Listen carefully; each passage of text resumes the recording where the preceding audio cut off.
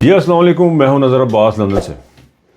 آج سر کچھ خبریں جو سامنے تھیں، عرفان صدیقی صاحب کی وفات تھی، مریم صاحب کا برازیل کا دورہ تھا، اسلام آباد کچہری میں اچانک بم دھماکہ ہوا، تو اس میں سے بہت ساری چیزیں جو ہیں وہ آگے پیچھے کرنی پڑ گئی ہیں۔ تو اس وقت ہم بات صرف کریں گے، زیادہ تر جو بات ہم کرنا چاہیں گے وہ جو ہے وہ بم دھماکے کے متعلق، اور اس بم دھماکے کے اوپر آ کے انہوں نے محسن نقوی صاحب نے کچھ بیان دیا، اس کے اوپر بھی ذکر کروں گا۔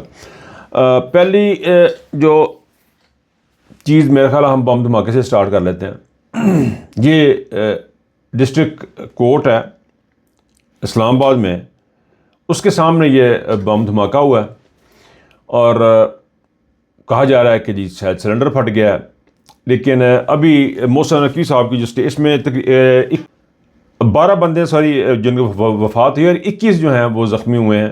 یہ خبریں آ رہی ہیں اس وقت جو ہمارے پاس پہنچی ہیں، جلدی میں جو آپ کو ابھی جو اپڈیٹس ابھی آہستہ آہستہ آئیں گی۔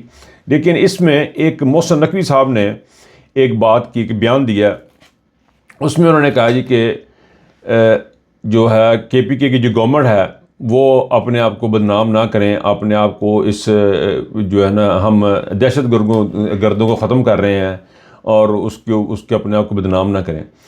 اس میں جو ان کی لینگویج، باڈی لینگویج ہے، اس میں جو وہ ایک تمطراق سے بات کر، انہوں نے ایک دفعہ کی تھی کہ ہم گولیاں چلا دیں گے اور ہم یہ کر دیں گے اور وہ کر دیں گے اور ہم یہ صفایا کرا دیں گے ڈی چونکا، ان کو یاد ہوگا جن لوگوں نے وہ سنی ہوگی، تو اس میں وہ اس قسم کا نہیں تھا۔ آج تھوڑے ٹھلے پہ ہیں۔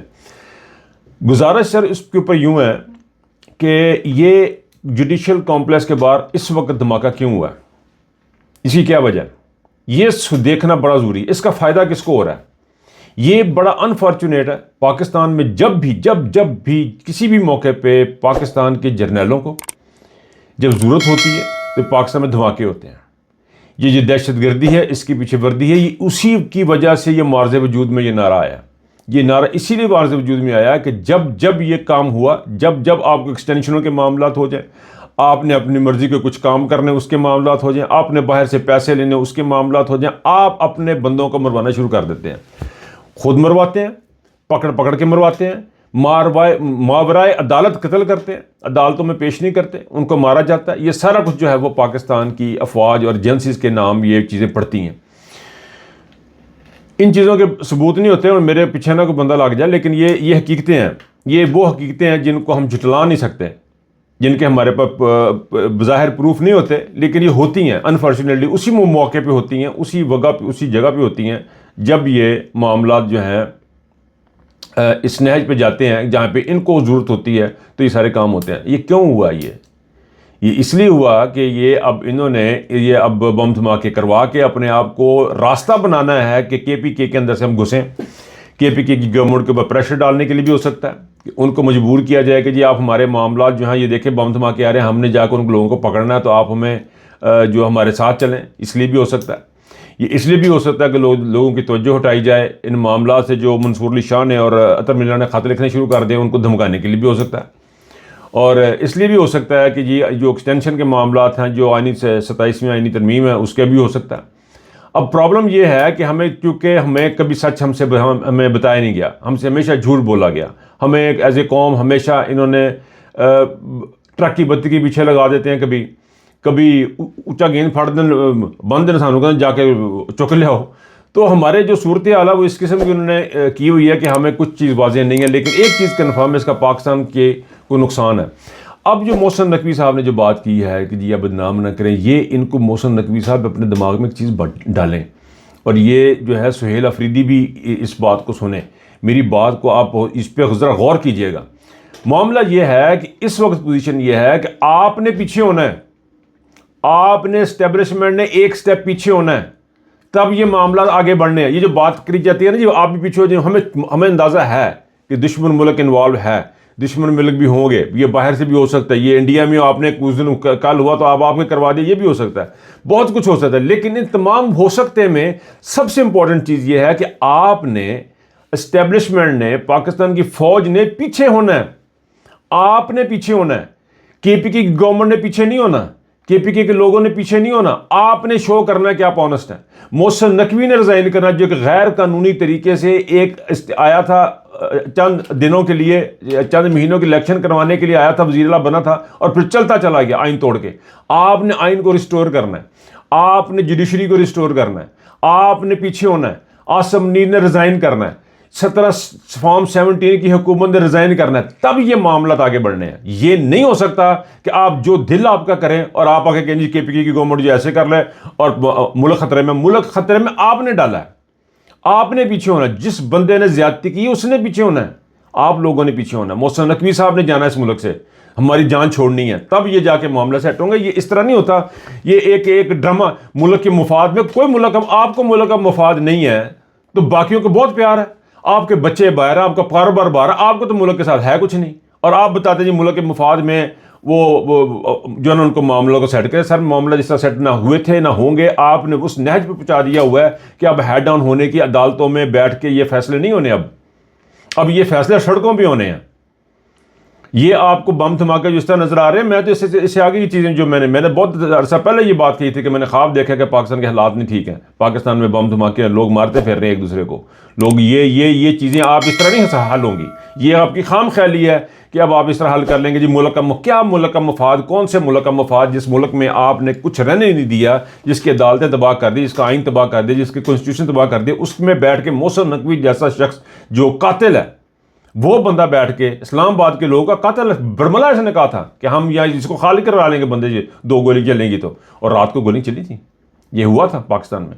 تو ایسے لوگوں کے ہوتے ہوئے محسن نقوی اور کے پی کی گورنمنٹ تمام لوگوں کو یہ میسج ہے کہ بھائی جان اس طرح نہیں اب ہونا. اور کے پی کی گورنمنٹ جہاں پہ کھڑی بالکل ٹھیک کھڑی ہے، پوری قوم اس کے ساتھ کھڑی ہے. اور آنے والے دنوں میں آپ کو اوورسیز کا جو کنونشن آئے گا اس میں بھی کچھ باتیں ہوں گی، وہ بھی آپ دیکھیں گے، وہ بھی آپ کے سامنے آئیں گی کہ قوم اس وقت کہاں پہ کھڑی ہے اور آپ کہاں پہ کھڑے ہیں. یہ جو ڈرامے بازیاں آپ لوگوں نے شروع کی ہوئی ہیں نا کہ اس کو ختم کر دیں، آپ پیچھے ہو جائیں، آپ آگے ہو جائیں، یہ صورت حال ہے. اس کا اب کوئی کیا کرنا چاہیے کہ فائدہ نہیں ہے. فائدہ تب بھی ہے جب عوام کی حکومت عوام کو واپس کرے گا، اور سمپل از دیٹ، اور اس کے علاوہ کوئی راستہ ہے نہیں. اچھا جی، عرفان صدیقی صاحب کی وفات ہوئی ہے. عرفان صدیقی صاحب وفات پا گئے ہیں. بہت ہر انسان نے جانا، ہم نے بھی جانا. ایز اے انسان کی وفات کا کوئی منانے والی بات نہیں ہے، لیکن جس طرح کہ شہزاد اکبر صاحب نے بتایا کہ خبر کو روکا گیا، بڑا عجیب و غریب کام کیا انہوں نے کہ خبر روک دی صرف اس لیے کہ جنہوں نے وہ پاس کرونا ہے. اور میں اس میں سے ایک جو سوشل میڈیا پہ جو بات ہو رہی ہے میں وہ بات کر رہا ہوں، جو میں نے دیکھی ہے وہ بات کر رہا ہوں. یہ بم دھماکے سے پہلے، اب تو ہر طرف آپ کو بم دھماکے کی خبریں نظر آ رہی ہیں. اس سے چند گھنٹے پہلے تک حالات یہ تھے کہ عرفان صدیقی صاحب کو بتایا جا رہا تھا کہ عرفان صدیقی چلا گیا، یہ بندے بھی یہ تحریک انصاف کو ختم کرتا کرتا خود ختم ہو گیا. یہ تحریک انصاف کو اس دنیا سے دور بھیجتا خود چلا گیا. 500 بندوں کو سزا ہوگی، یہ ظالموں کو سزا ہوگی. عرفان صدیقی کے کریڈٹ میں کوئی ایسی چیزیں نہیں ہیں، نہ جمہوریت کے لیے، نہ اخلاقیات کے لیے، نہ اس دین کے لیے، سوائے اس کے کہ انہوں نے شریف خاندان کی بڑی خدمت کی. اس خدمت کا صلہ یہ ہے کہ ان کی مرنے کو بھی انہوں نے ڈیلے کرایا کہ بھی حجے نہیں مرے، ذرا ٹھہر کے مرن گے تو پھر دفناواں گے. تو یہ عرفان صدیقی صاحب کی خبر تھی، اور یہ سبق ہے ان لوگوں کے لیے جو یہ سمجھ رہے ہیں کہ اب ہم ہمیشہ بیٹھے رہیں گے اور یہ ظلم و زیادتیاں کرتے لوگوں کے بچے اٹھاتے رہیں گے، لوگوں کی خواتین ان کے گھروں میں گھستے رہیں گے. یہ ان کا حساب کتاب ہے. اچھا جی، مریم کا برازیل گئی ہیں مریم، برازیل، اور عبرت کا نشان بنیں گی یہ وہاں پہ جا کے. اب یقین کریں وہاں پہ ذلت کا نشان بنے گی. یہ برازیل گئی ہیں اور اس شہر میں ان کا آفس ہے، اس شہر میں یہ رہتی ہیں جو دنیا کا سب سے گندہ ترین شہر ہے.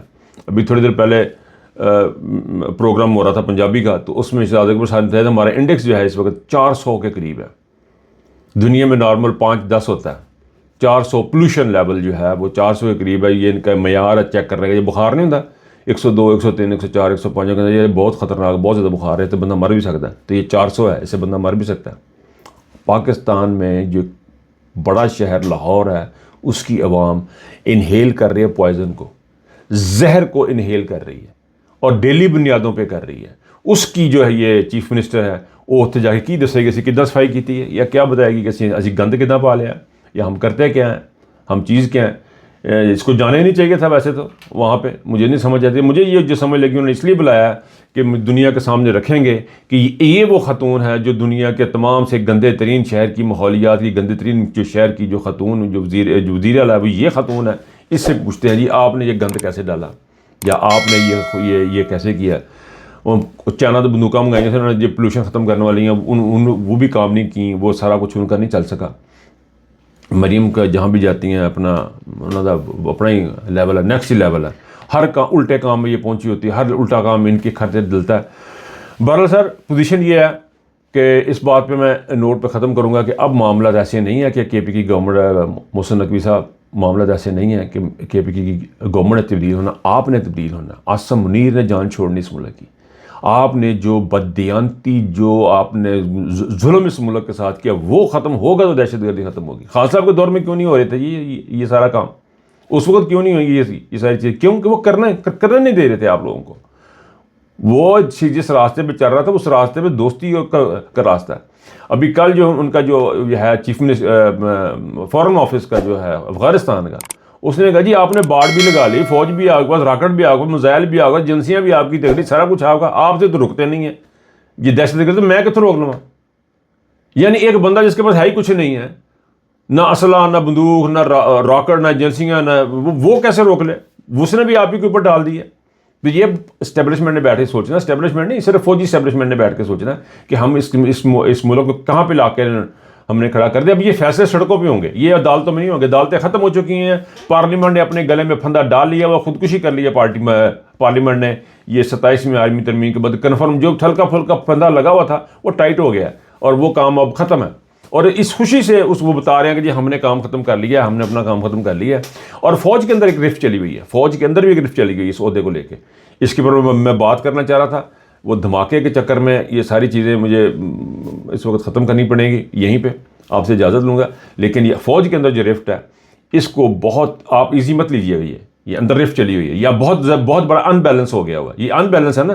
دیکھیں ایک میں نے آگے بھی عرض کی کہ دیکھیں اب 3 عہدے تھے، آرمی چیف کا تھا، نیوی کا تھا، ایئر فورس کا تھا، اس کے اوپر ایک بندہ بیٹھا تھا جوائنٹ چیف آف سٹاف، وہ ان کو کوآرڈینیٹ کرتا تھا، ان تمام اداروں کو ان کو اوورسی کرتا تھا، ان کو دیکھتا تھا۔ اب آپ نے کیا کیا؟ اس کو نکال کے باہر کر دیا۔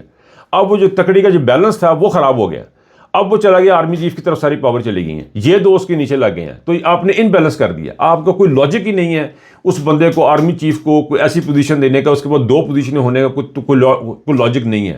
یہ جو سی ڈی اے کی انہوں نے پوزیشن جو ہے نا، سی ڈی ایف کی جو پوزیشن انہوں نے کریٹ کی ہے، اس کا کوئی تک نہیں بنتا۔ یہ یا تو اس کو سی ڈی ایف اسی کو بنا دیتے، چیف آف جوائنٹ اسٹاف کو کچھ پاور دیتے یا کچھ کرتے تو شاید کچھ کوئی لاجک سمجھ آتی، لیکن اس کی کوئی لاجک نہیں ہے جو انہوں نے کیا۔ اس کے اندر اپنے رفت چل رہی ہے۔ بہرحال بات لمبی ہو جائے گی، آپ سے اجازت چاہوں گا، اپنا خیال رکھیے، اللہ حافظ۔